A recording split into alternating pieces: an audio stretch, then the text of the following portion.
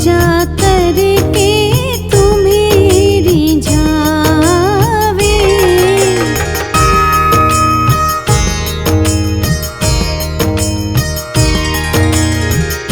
हे गणपति तुम्हारी जय हो, तुम रक्षक ना कोई भय हो।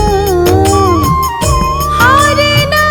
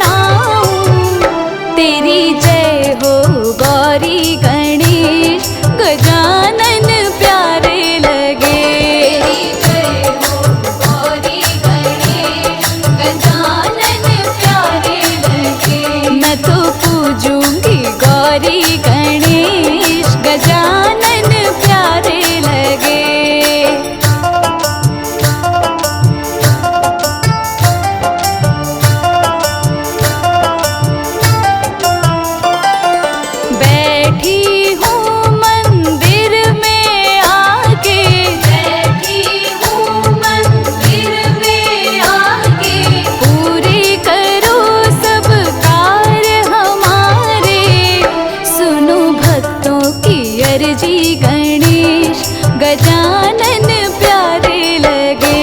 सुनो भक्तों की अर्जी गणेश गजानन प्यारे लगे। मैं तो पूजूंगी गौरी गणेश गजानन प्यारे लगे।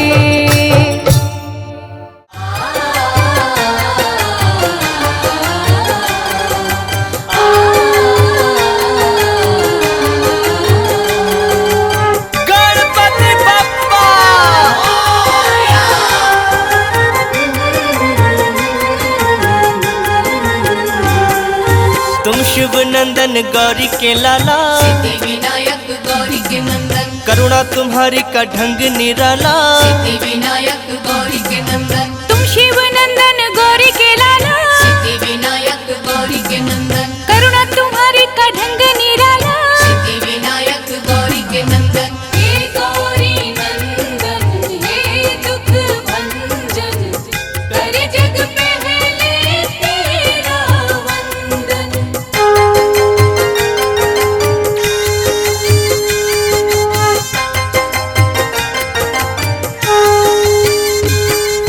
निष्ठा से जो भी दर तेरे आते, सिद्धि विनायक गौरी के नंदन, भाग्य से ज्यादा तुमसे है पाते। सिद्धि विनायक गौरी के नंदन, करुणा की तुम बरसात कर दो। सिद्धि विनायक गौरी के नंदन, ठीक हमारे भी हालात कर दो। सिद्धि विनायक गौरी के नंदन, जिसने तुम्हारा चिंतन किया है, सिद्धि विनायक गौरी के नंदन, हर सुख उसको तुमने दिया है। सिद्धि विनायक गौरी के नंदन। हे गौरी नंदन हे दुख भंजन, करे जग पहले तेरा वंदन।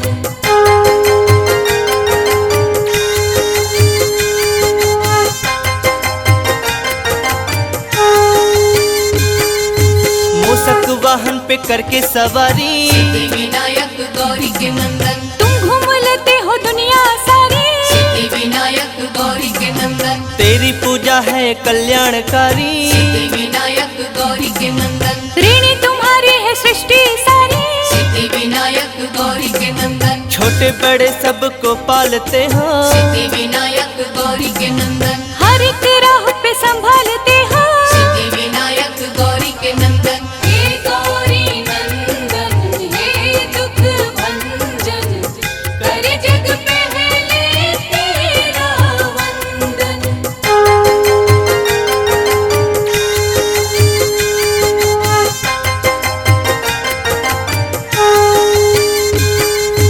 तुमने करोड़ों के रोग मिटाए। सिद्धि विनायक गौरी के नंदन, दिन हर सवाली को अच्छे दिखाए। सिद्धि विनायक गौरी के नंदन, गजमुखधारी देव निराले। सिद्धि विनायक गौरी के नंदन, हर मुसीबत से हमको बचा ले। सिद्धि विनायक गौरी के नंदन, बिगड़े नसीबों को तुम ही बनाते। सिद्धि विनायक गौरी के नंदन, रात में दिन का उजाला हो लाते। सिद्धि विनायक गौरी के नंदन। हे गौरी नंदन हे दुख भंजन, करे जग पहले तेरा वंदन।